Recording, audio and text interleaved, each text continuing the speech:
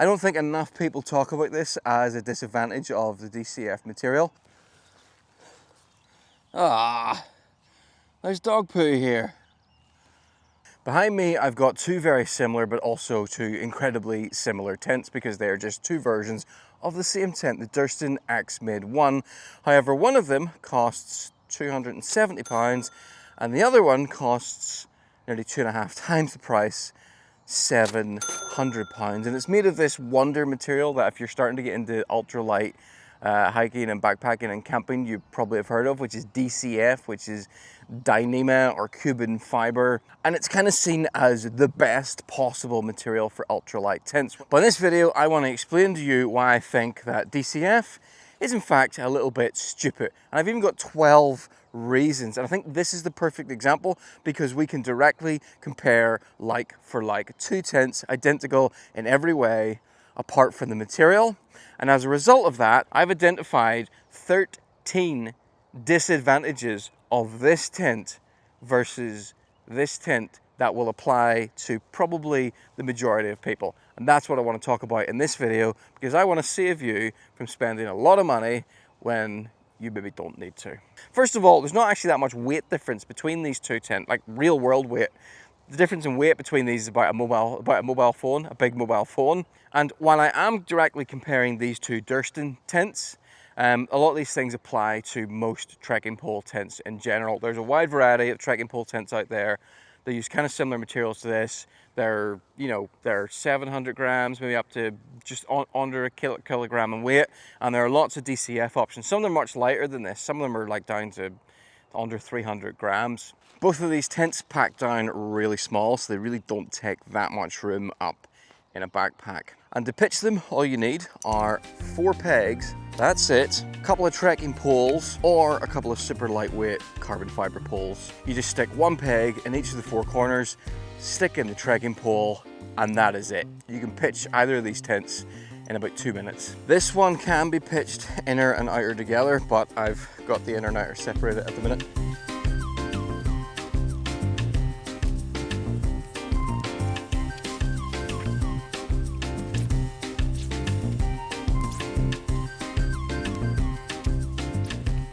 To attach the inner, it's just a matter of clipping in a few clips at the corners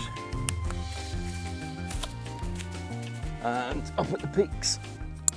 There we go, 2 tents pitched, and that literally took me less than 5 minutes to pitch both of those. Okay, let's open them up and we'll take a look inside. Oh, I just stood in the dog poo. Both of them you can fully open up both sides, by the way, which is quite nice. And you can, if you want, add another guy line here and a trekking pole, and you can stick this out and pull it out and guy this out, and this will sit like a nice little tarp over your head. I've done that a few times when it's been raining. This is the type of tent that I used when I did the West Highland Way. Anytime I'd be doing any kind of multi-day trip where I'm on foot and I'm sort of trying to move quickly, this is probably going to be my go-to style of tent. So the interiors of both of these tents, bathtub floor, and it's big enough in here that you can fit a wide long mat in here. So this one, the normal Axe Mid, has got a pocket here, it's got a pocket here, and it's got 2 overhead pockets, one here and one here, which I quite like. This is a double vestibule tent, so you've got a vestibule here, and then we open this up, you've got another vestibule and another door here. I quite like this because it means if you're camped somewhere and the weather's really good, you can open up both sides.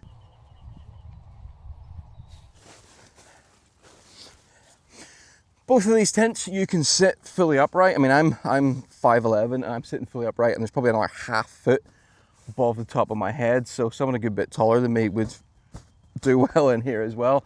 This is the Pro, and the Pro, you've got a pocket here and you've got a pocket there, and that's it in terms of storage. There is less storage in here. You'll notice it's a single skin, so that is the outer surface of the tent, but there is the mesh which is stuck on here just to keep bugs out from the inner area.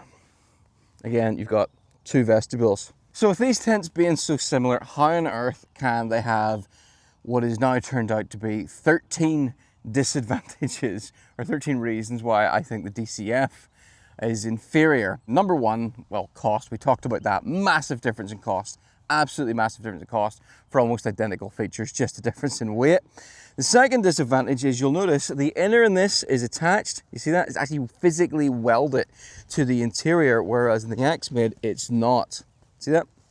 It comes off, and what that means is if you damage the interior of the X-Mid in such a manner that you can't actually repair it. Actually, I have a funny story about that. You see this? See those patches there on that inner mesh?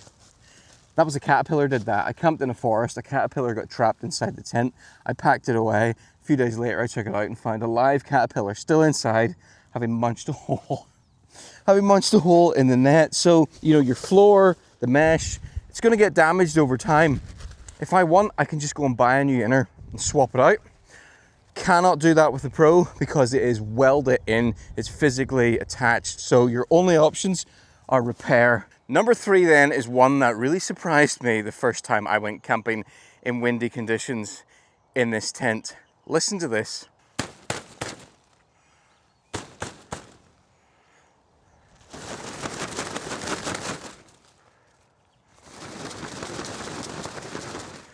This one is so much louder in wind, and it's so much louder in wind and rain.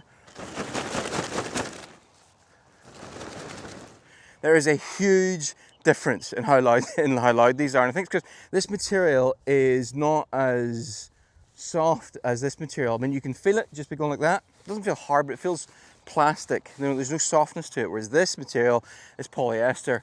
There is a bit of a softness to it. So this is much, much quieter in wind and in rain. I've camped in this tent in winds that have only been around 15 miles an hour with occasional gusts, and that's loud enough to keep me awake all night. When a gust hits this thing, it's so much noisier, and for that reason, that has meant that this is a tent I only use when it's not windy or where I know I can go and camp somewhere sheltered. And the same is in rain. Because this is a more plasticky surface, the rain just sounds louder, it sounds sharper, it sounds higher than it does in this. I don't think enough people talk about this as a disadvantage of the DCF material. If you know, in any way are a light sleeper and you're doing a multi-day trip, to have your sleep upset or messed up is much worse than having to carry a couple of hundred extra grams. Now, even though this is my favorite style of tent and this is my all-time favorite tent, it's not necessarily, I wouldn't necessarily recommend everybody goes out and buys one of these.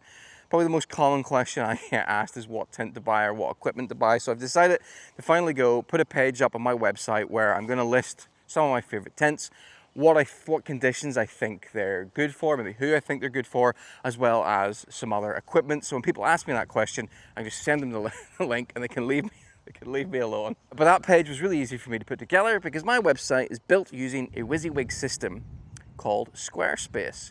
Do you know what WYSIWYG stands for? It stands for what you see is what you get. And that's how Squarespace works. I can add new pages with a single click. I can drop in images just by asking it to drop in an image and then selecting the image. I can resize that image. Really easy, no code in sight. And if you have any reason you might want to put together a website for a blog, e-commerce, or just whatever, I can get you 10% off with this code. So thanks to Squarespace for sponsoring this video and allowing me to stand in a field and talk about tents for a living. Although I actually don't do this that often. This is a rarity. I don't often make tent reviews. In fact, this is the second time I've reviewed this tent. I think it's because I like it so much. Okay, next disadvantage, and again, this doesn't just apply to this particular DCF tent, this applies to a lot of tents made from this material where they have the welded inner. Because you can't remove this inner, right, it means that you cannot use the tent as a daytime shelter if you're on a hike. I'll quickly unclip, minding the poo, the inner here to show you why this is so useful. Unclip that, right.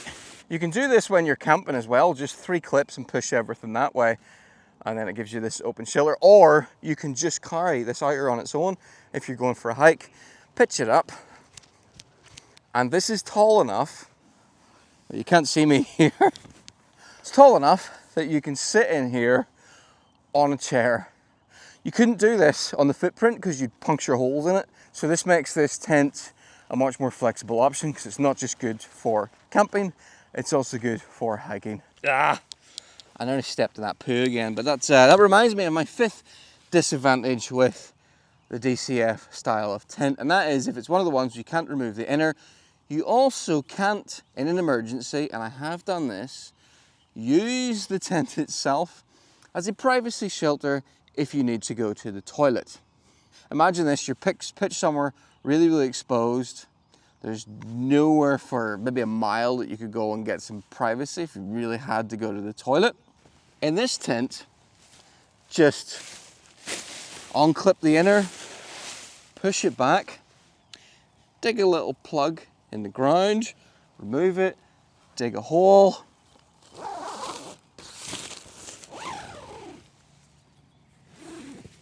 zip that back up, do what you need to do, all within the privacy of your own covered bathroom. Emergency use only, but genuinely, I have had to do that, and in that case, this has been a lifesaver. Number 6, which is something that's politically important, particularly important if you're a normal person who, maybe, doesn't have a fortune to spend on tents and just wants to invest in one tent that's going to last them a long time. DCF has a much shorter lifespan than polyester. I've got some figures here. Roughly, if you use this tent quite frequently, you'll get maybe 2 to 5 years of use out of it, or about 150 nights camping. This tent, on the other hand, you'll get about 5 to 10 years of use out of it, or roughly about 450 nights camping. Now, obviously, if you don't use the tent that often, you can double, triple, or quadruple, whatever it is, but I think DCF maybe even degrades slowly over time just because of the nature of it being like a laminated multi-layer material. I'm not sure exactly what the difference is, but this just doesn't last as long. In fact, I've often seen on forums where thru hikers will refer to DCF as a consumable material, and some of them, if they're doing like a really long trail over months and months, they'll buy one of these at the start and it goes in the bin at the end, because by the time they get to the end, it's worn out and it's started to fall apart. One sort of twist in that is that DCF fabric is easier to repair than polyester. You can get stick-on patches that make it sort of as good as new. Well, not as good as new if you get like a hole or a cut or something like that in it. But, you can only add so many of those, and there's certain types of damage they're not going to help with. Right, number 7 is, because DCF material, not quite as durable as polyester, it's not as abrasion resistant. So the floor in this, the bathtub floor in that, this is made of that same DCF material, and that is not going to be as abrasion resistant as the polyester fabric. So for that reason, a lot of people, in order to protect their DCF tents, they bring along something like this. This is a footprint that goes underneath that and protects it from the ground. This weighs 100 grams. So suddenly that 280 grams of a difference between those two tents is now just 180 because you're bringing along a little bit of abrasion resistance. I never use a footprint with my Axmid because I can just buy a replacement inner if I ever damage it for a fraction of the cost of what it would take to replace this. So once again, that means for me, if I'm unsure about the surfaces I'm going to be camping on, I'm bringing the regular Axmid because I want to save my investment. Let's talk about what is often frequently listed as the number 1 reason people buy this tent over this tent, and that is condensation. DCF, single skin tent, this is going to be more prone to getting condensation than a double skin tent where you're in here and you're protected. That is actually a myth. DCF is not more prone to condensation than polyester. However, it's not about whether or not it gets condensation, it's about what happens if you get condensation. And that's where the difference comes in. Because if I'm in the regular Axmid here, and it's a really cloudy night, low clouds, I'm getting condensation no matter what I do. The condensation is all out here on this upper layer, right? And there's this mesh between me and the outer layer. So because that mesh is there, I'm less likely to lift my head up and sort of touch it and stick to it and that kind of thing. So the condensation just runs down under the ground and it tends not to affect me. However, if I'm in the Pro and you get condensation, this gets wet, well, it does have a clever design because condensation that runs down the wall ends up going down through here, goes through this mesh and disappears down under the grass, right? But the fact is, when you're camping, things never sit perfectly inside the tent. So quite often, my sleeping bag will bunch up at the end, it'll go over the top of this, it'll touch the side, and then I'll end up with wet feet. If I'm sitting here, I'll absentmindedly lean back and I'll touch my head against the side and suddenly my head is damp. So DCF isn't more prone to condensation, but when it does get condensation, you're more likely to get that condensation onto you or your equipment. One other condensation related disadvantage of the Pro version is that if you get loads of condensation on the inside and you can't get it dried out before you pack it up and you're on a multi-day, you're just going to be rolling all that moisture on the inside and it's going to coat the inside of your bathtub floor. You've no way of separating it. Whereas in the regular here, if I get this filled with condensation, I just unclip the inner and stick it somewhere separate in my backpack so that when I pitch again, my inner stays nice and dry. Can't do that with a Pro. I can adapt this tent to different seasons. It currently has a mesh inner on this, but I can go onto the Durston website and I can order a solid inner, which would make this suitable for colder conditions. You can't do this with the DCF version. Number 10 is that you can open up both sides in this, but you couldn't if it was a really hot night, just pitch the inner only. You can with the regular. There's a Stargazer kit that will let you pitch just the inner. So if it's a completely dry night, no chance of rain, you can just pitch that and gaze up at the stars all night. You can't do that with the Pro. So to use the Stargazer mode, you take the inner, you peg it out in 4 corners. In the Stargazer kit, you've got some guy line, and you've got an adjuster, and you've got a clip. You attach the clip to the clips in the inner, that attach the inner to the outer. You've got your pole grommet, and you put your pole into that, peg that out. Who put this away? This is a tangled web of lies. And attach the little clips, little connectors to the top here. And I just jump in here, put my mat in here, and I can lie back, sheltered from the insects and the bugs, and gaze up at the stars all night long. And the other advantage with this is if you bring enough spare poles and pegs with you, you can leave the outer pitched up. So if it does suddenly rain during the night, you've got somewhere you can beat a hasty retreat to, or leave it pitched up, and if it rains, just quickly take this apart, clip the inner in, and then you're back under shelter. So it's kind of 2 tents in one. Number 12 is privacy. If I duck down here, can you see me? Can you see my outline? Maybe a little bit. I mean, the sun is right behind me after all. Let's go try that in the DCF one. Can you see me? I can see you.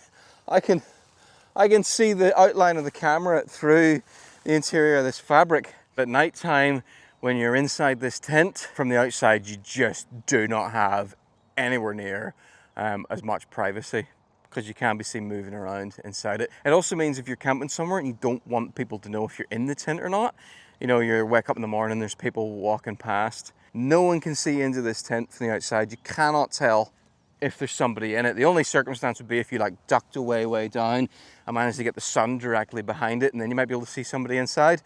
This, on the other hand, I can, from the outside here, I'm looking in, I can see the poles, I can see the shape of the bathtub floor.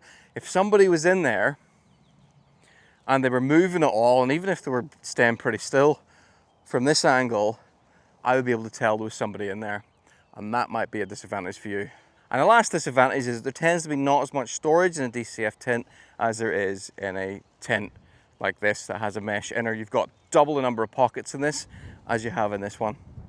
Whether or not you care about that, I'm not sure. So that's my 10, 12, 13 reasons for why I think DCF is stupid and doesn't make sense for the vast majority of ultralight hikers. You're just not saving that much weight. And if you're really concerned about weight, there is actually a way you can have to carry less weight that actually makes you money and saves you money. But not a lot of us want to commit to that in quite the same way.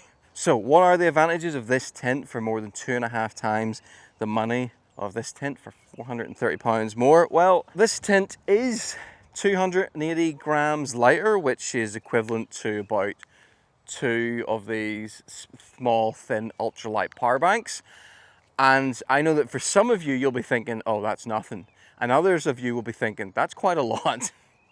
And that'll depend on just how ultralight you're wanting to go. If you're like an absolute ultralight gram weenie who must have the lightest possible tent, well, that might be an advantage, that weight difference. I mean, for me in practical terms, if I carry 2 of these, that means that I could shoot video for an extra 2 days with an extra 2 of these. The Pro version does feel more spacious on the inside because you don't have that mesh around you, because it's just a single skin. It does feel like there's more space in there. But honestly, I think there are 2 reasons why a lot of people will ignore the disadvantages of this material and buy this kind of tent. One is because they feel it makes them more of a professional ultralight hike camper. And that's honest truth. If you go to a campsite and you see one of these pitched up and one of these pitched up, there's just a psychological assumption that this person knows what they're doing more than this person because they've got the more expensive, the more sci-fi, the more advanced tent. And I honestly do think that influences a lot of people's decisions to get this one versus this one. I mean, I know that's part of the reason I got it. But the other reason, which is again, is a trivial, stupid reason, is that this tent just looks cooler. It glows blue. It's so cool. Which is a disadvantage if you're trying to be stealthy, whereas this is just, you know, just not as exciting. And I think that sums up a lot of people's attitude to camping equipment. We make decisions not based on practicality, but based on excitement, based on novelty, based on what we might be able to have exclusively and someone else might not have. You know, we don't want to turn up to the campsite and be one of just 5 X-Mids. We want to be the one lone person there who's got the Pro, and all the X-Mid users are looking over a little bit jealous. And I'm just not quite convinced that's a good enough reason. If I personally could only have one of these tents, I would take the X-Mid every time. It's just so much more flexible, the way you can pitch it outer first, you can swap the innards and all of that. And also, I value my sleep, and I'll sleep a lot better. The other thing is that because this costs so much money and because it is so delicate, it actually in some ways can ruin my camping experience. It makes me reluctant to pitch it in certain areas. It makes me paranoid. Am I going to scrape it? Am I going to damage it? This tent costs, you know, it was less than £300. It's still a lot of money to spend on a tent, but I know if I damage the inner, I can just swap it out. And if I did have to completely replace it, I could do so for a fraction of what this costs. I will still use this tent. I'll use this tent when I want to show off the fact I've got a DCF tent, or I do just want to, you know, go as ridiculously ultralight as possible when I'm trying to run. But this is the tent I will use a lot more often. Now, all of that said, the question I want answering is, which one of these tents, if you had the choice, would you pick?